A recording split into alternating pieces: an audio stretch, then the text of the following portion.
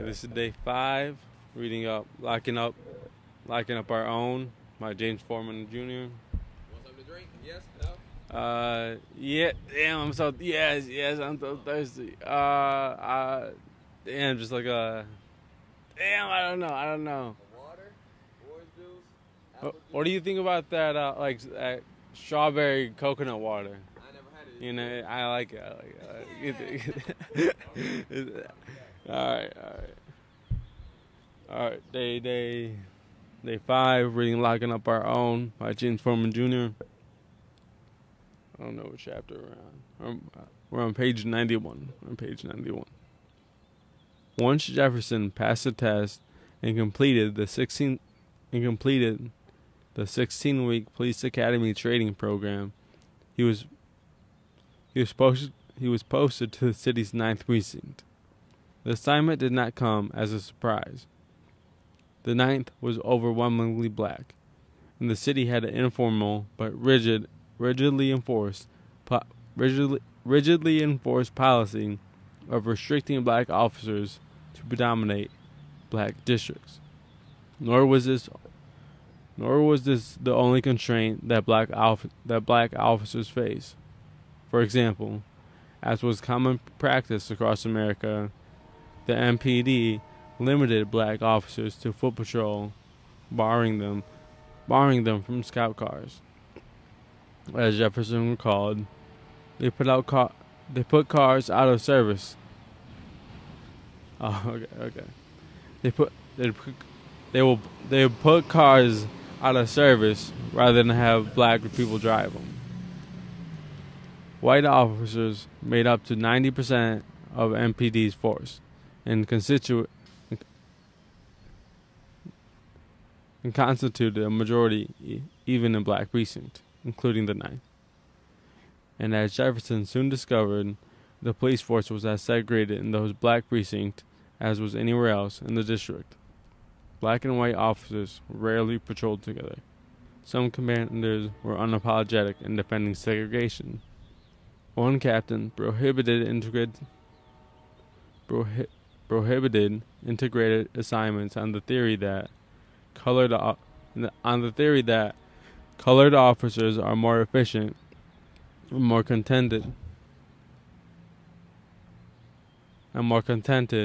when assigned with colored. Likewise,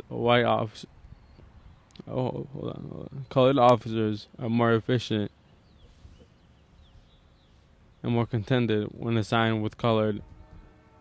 Likewise, a white officer when assigned with a white. Other commanders use a more subtle freedom of choice explanation. For example, the chief of detectives said he wouldn't stop a black officer and a white officer from working together, but he wouldn't compel it either. It would be bad for morale to force someone to work. It would be bad for morale to force someone to work with a partner he was not happy with. This approach was even endorsed by Robert Murray, D.C.'s chief of police, who acknowledged that integration is the law of the land, without actually making any concessions. "I'm going to obey the law," Murray said, "but I'm not going to force colored and white to work together in a scout car." Of course, freedom of choice was merely a euphemism for de facto segregation, as any white officer could veto an assignment that meant working with a black partner. Unsurprisingly, most officers exercised this right, and not just in D.C. In 1957, the University of Pennsylvania's William M. Kemphart published a study of racial attitudes among Philadelphia's police. The results were dispiriting. The vast majority of white officers supported the department's policies of de facto segregation, with three quarters asserting the black patrolmen asserting that black patrolmen should be assigned exclusively to black neighborhoods. white people, they believed, would object to having black officers in their communities. 60% said that they themselves would object to riding in the car with a black partner. Why? The most common objection Kempart found was a so-called body odor. He said they have sweat glands that give off a choking odor. One officer said, one time I was assigned to work with a black person. He called another. I immediately told my sergeant to take me off and put me on sick list. A third told researchers, yes, in my estimation, they are savages. They have an offensive odor that 40 baths a day will not remove. I am also a firm believer in white supremacy. That's just I'm sorry, that's just a nuts scroll. Damn. This endemic racial prejudice, confirmed by similar studies in Boston and Chicago, as well in D.C., affected more than the pairing of officers. In D.C. and elsewhere, promotions were based on rankings and rankings. In turn, oh, what up? Oh, no, you're good. Damn. It's so good to see you. Yeah, we're live now. How you doing? Yeah, man. Had to come and show some love. Ah, damn. I was just thinking about you the other day. I think it's getting warmer. About to be back out. How you been?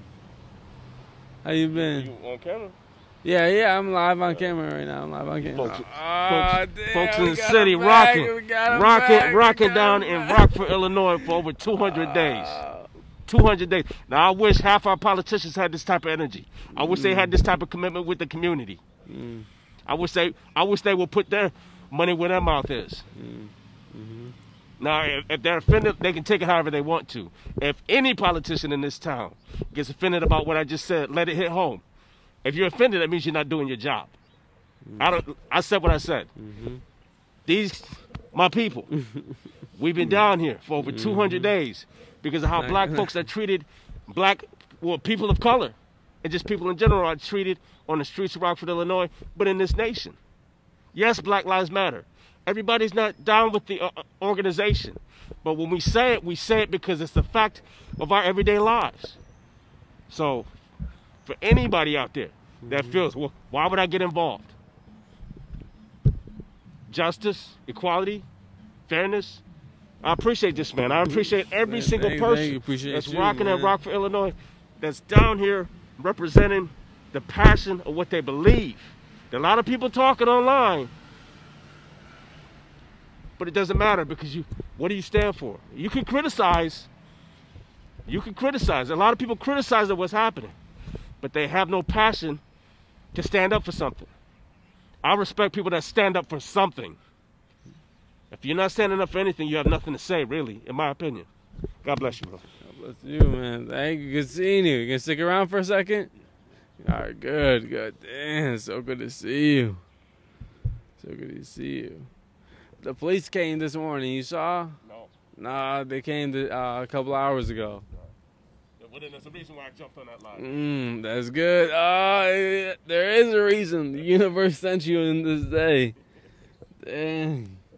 That's so crazy. Anytime I can, man. There's so many people talking in this time with passion and they don't even know what they're talking about. You're right. Not standing for anything, man. Not standing for justice, not standing for nothing.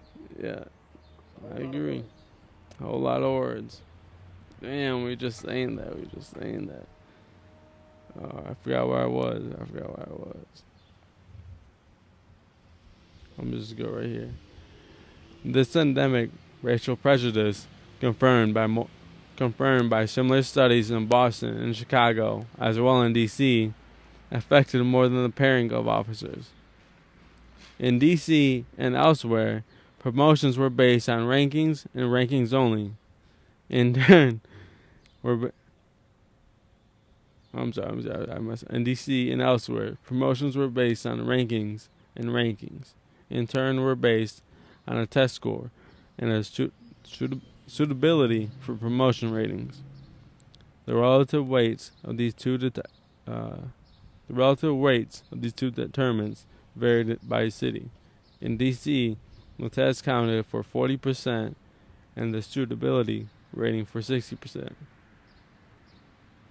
An officer's suitability rating was assigned by his or her supervisor, representing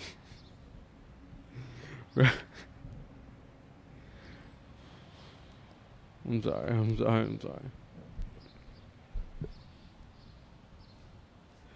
Presenting an almost unlimited opportunity for both conscious and unconscious bias. And so many patrol officers found themselves stuck.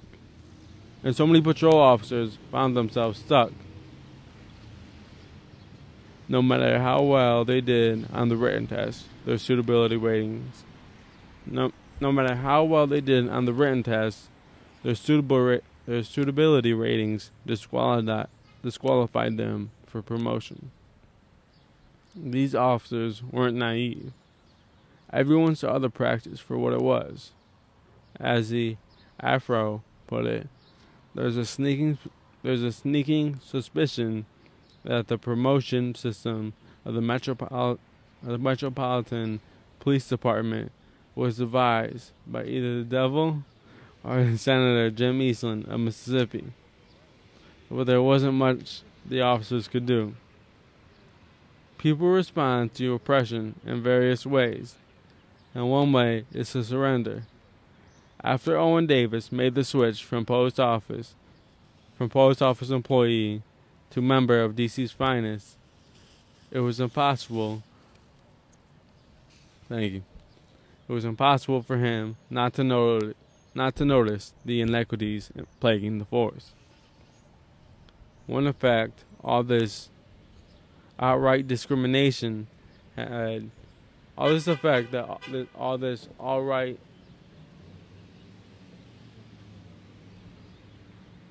effect all this outright discrimination had was it destroyed initiative.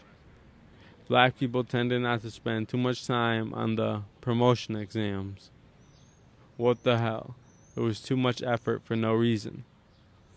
Officers who didn't study would predictably receive lower test scores, and these scores, in turn, provided fodder to those who claimed the lack of promotions had to do with black officers' inadequacy than with white supervisors' discrimination.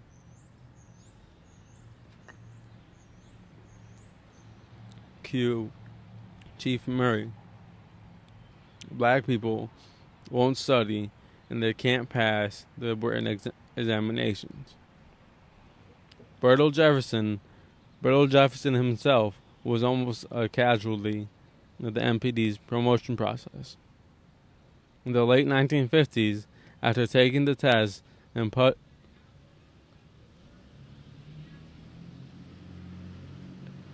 in the late 1950s,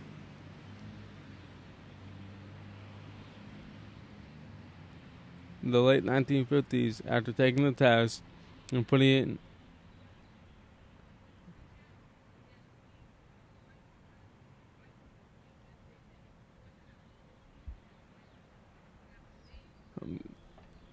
okay.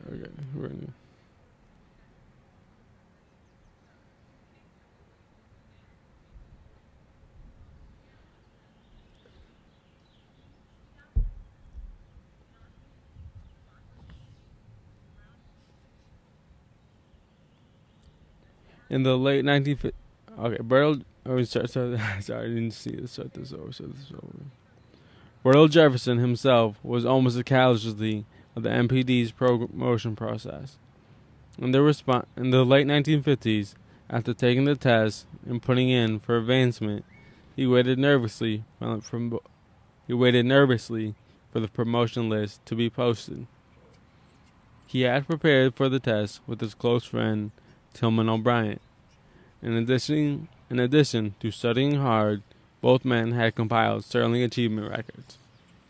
They were cautiously hopeful, but the list, when it was finally posted, contained neither of their names. Jefferson was despondent. O'Brien was furious. Not only were we not included, O'Brien remembered, but some pretty poor white choices got promoted ahead of us, and without even taking the police exams. Over coffee, the two men talked out their options. They considered quitting the force, but ultimately decided against it. The white flag, they felt, was exactly what the racists wanted. So even though surrender would have been understandable, the pair adopted a different strategy. They resolved, in O'Brien's words, to destroy the myth that it's no use for a black man to try. As they saw it, their only shot was to outperform whites in the objective measure, their written test for promotion. By a wide enough margin to compensate for low suitability ratings. We'll figure out every question possible, Jefferson said. We'll beat them at their own game. In 1958, Jefferson and O'Brien started a covert class for black MPD officers seeking promotion. 13 officers signed up, in addition to the two in charge. The group met at Jefferson's home 2 nights a week. At the first meeting, Jefferson laid down the rules. Attendance was mandatory. Missed more than 2 classes and you were expelled. And alcohol was prohibited. Oh, yeah, we can switch, yeah. Wait. What was I talking about? Oh, what you talking about? Not you. Okay, yeah, you was gonna read? Not yet? Not yet? Not like this, not like this. Okay. Whenever you're ready, just let us know. Whenever you're ready. Yeah, whenever you're ready. Oh, it's his chair. Your chair. Whenever you're ready. All I gotta do is let us know. Okay. Attendance was mandatory. Missed more than 2 class days and you were expelled. And alcohol was prohibited. After 6 months of study, Jefferson passed the test with a high enough score to secure a promotion.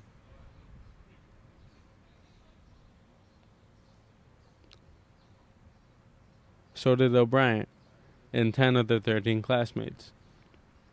The segregationists didn't go quietly. They couldn't block the promotions, but they could try to stop this new black self-help strategy. News of which had gotten out. When the newly promoted Jefferson and O'Brien decided to continue the classes, some white supervisors began changing days off and switching around tours of duty to make it all but impossible for black candidates to participate. Other white officers created their own study guides and kept them from black people. But the men persevered it. By 1966, the Washington Post, William Raspberry wrote, "Most of the black officers with rank are products of the O'Brien-Jefferson School." For Jefferson, the success vindicated his belief that even in a racist system, black people could overcome. It just took hard work and self-sacrifice. As he put it, black people must assume the attitude that you might beat me out on the rating, but I'll beat you in the book. Our police department is the most dangerous spot in the city. It's by Eugene Davidson of the DC NAACP.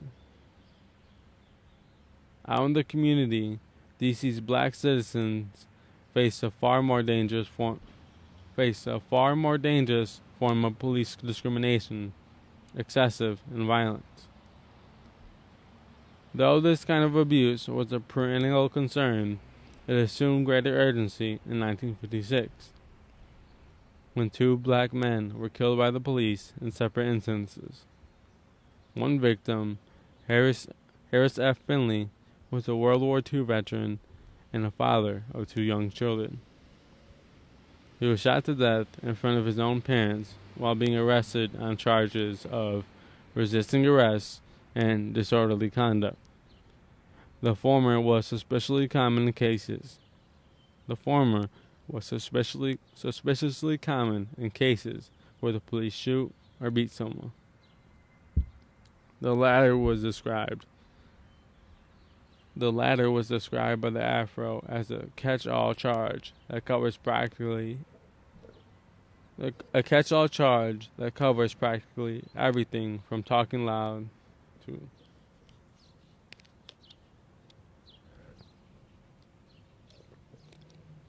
the second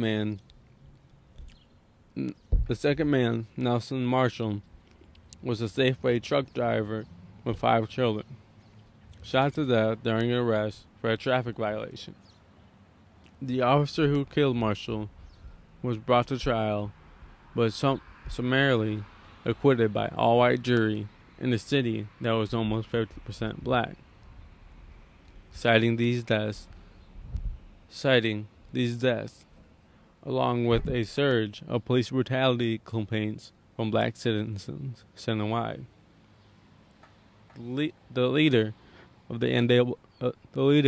NAACP's D.C. branch, Eugene Davidson, asserted that our police department is the most dangerous spot in the district.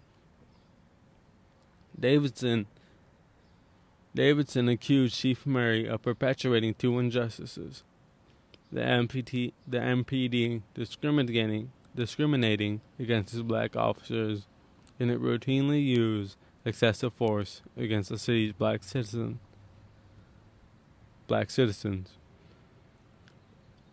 Though these grievances might appear distinct, Davidson's NAACP branch linked them, arguing that promoting black officers would reduce police brutality. This strategy, claiming that a change in the racial composition of the police force would change something about police behavior.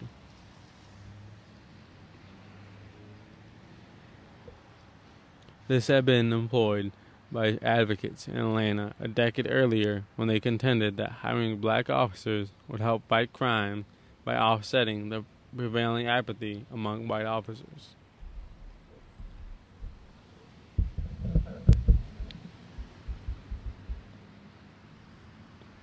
Davidson maintained that the shooting deaths of Finley and Marshall were a pattern of police misconduct.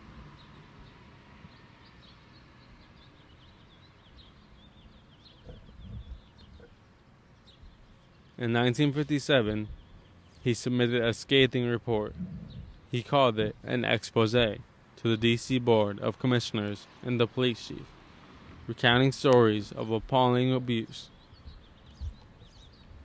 The report also included affidavits from outraged citizens and officers, as well as copies of unanswered complaints from the NAACP had already sent to Chief Murray and the board. In one affidavit, a black woman named Price said she had went out one night in the club in Northwest D.C. The owner refused to let her in because a police officer had told the owner that Price had a police record. When Price went in anyway, the officer attempted to drag her out, and while doing so, hit her over the head with his nightstick. When Price fell on the sidewalk, the officer repeatedly beat and kicked her. Later, when she tried to lodge a complaint, the police attempted to intimidate her into silence. Another affidavit came from a retired black policeman who was stopped for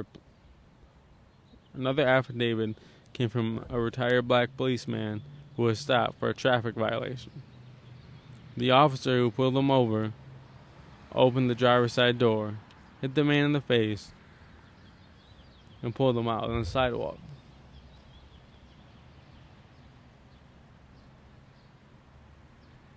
And pulled him out onto the sidewalk, where he beat him with his fist before arresting him.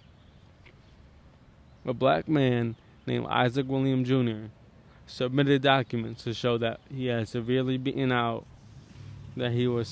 beaten around the head by several officers after they had handcuffed him outside his house. In addition to excerpts from his testimony, a photograph was attached to the report.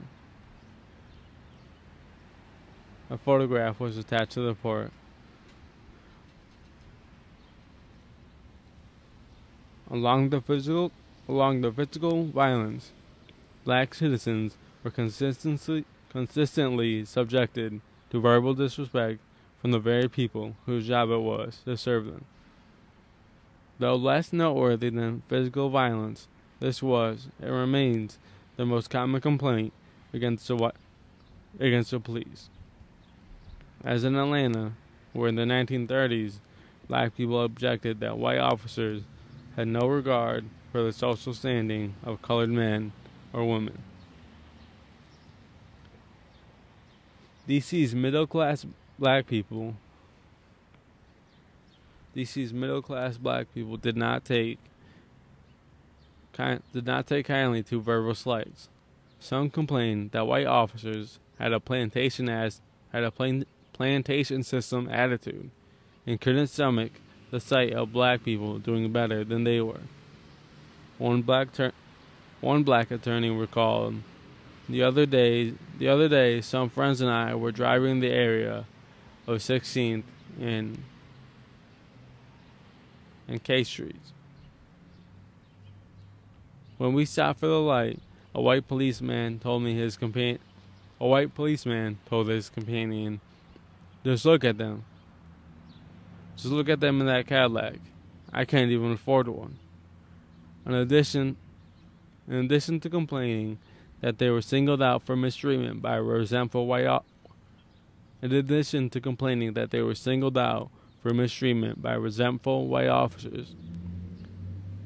middle class black people were objected to being implicated in the more general anti-black attitudes. As the Afro argued, so long as the color of a person's skin becomes a factor in the enforcement of the law, no colored person. So long as the color of a person's skin becomes a factor in the enforcement of the law, no colored person, regardless of his station of life, is free from abuse. After a hearing, however, the Board of Commissioners exonerated Chief Murray, clearing his department of all allegations of brutality against black citizens and workplace discrimination against black officers. Davidson had lost his case. The NAACP had expected this outcome. The Board of Commissioners was not a group the city's black population relied on to disperse justice. The commissioners were, after all, beholden to Congress, many of whose members shared the views of Theodore Bilbo, the Mississippi senator who in 1948 had boasted that he chaired the Congressional Committee overseeing The Mississippi senator who in 1948 had boasted that he chaired the Congressional Committee overseeing D.C. because it allowed him to keep Washington a segregated city. Bilbo's comment led forth to complaints like those from Sterling Tucker, the Urban League president and future D.C. Council chair, who said, We have the anomalous situation where America's only predominantly black city is ruled by the enemies of the black people. It's almost as if the United Nations has sent the South Africans to run the Congo. Under such hostile conditions, there was no shame in losing. As the Afro summed up the situation, the NAACP has no apologies to make for its honest officers to protect the interests of the defenseless who turn for guidance and relief. When you lose in a good, clean fight, the only question left is, when do we fight again? The answer, very soon.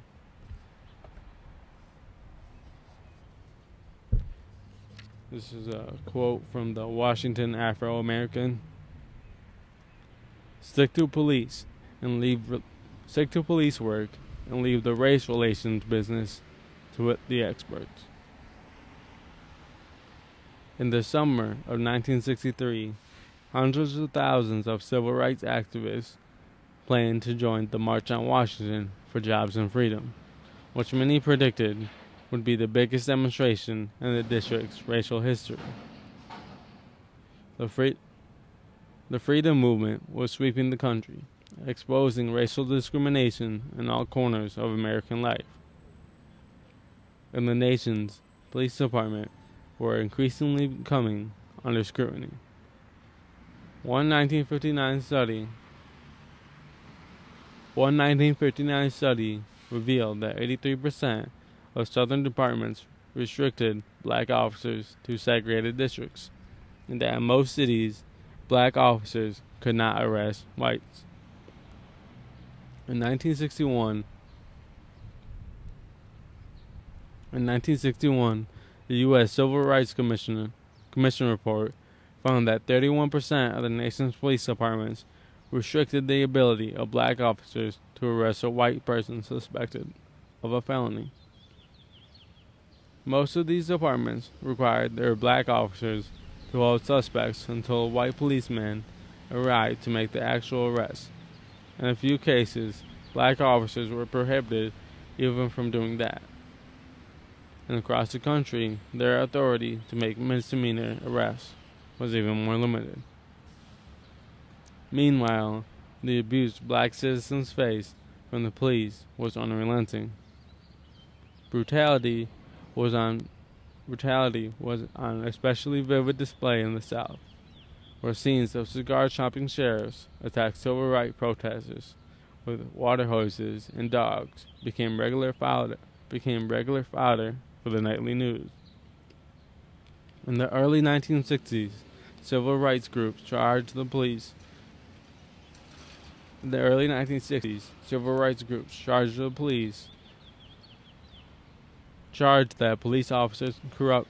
corruption and abuse were rampant throughout the country. The police still routinely arrested suspects without warrants and held them with little or no cause. When asked, many black people conceded that they felt powerless to respond. In 1966, a nationwide study validated their fear, finding that police officers were almost never convicted or punished in the aftermath of abuse allegations. Against this backdrop, the March on Washington presented a perfect opportunity for civil rights activists to press a case for more black police.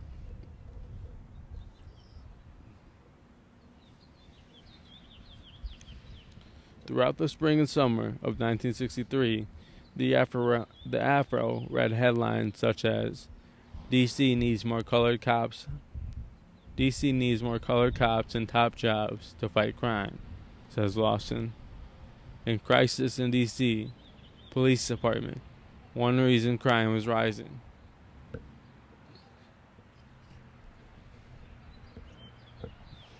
Chuck Stone, a civil rights journalist and Afro editor, argued that discriminatory employment practices fueled crime by undermining black support for law enforcement. The unvarnished truth about the district police department, he wrote, is that it is saturated with more white policemen full of racial antipathy, that made deep South cities.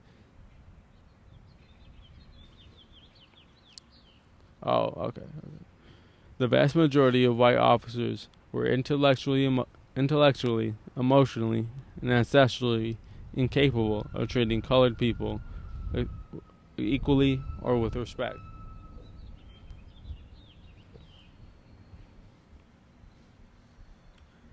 Effective crime control depended on the mutual respect and cooperation between officers and citizens, Stone wrote. But the district police, it's about to rain. Okay, we're gonna take a little break. We're gonna move around for the rain, take some precautions just to protect the equipment and things like that because due to the rain. So we're gonna be right back.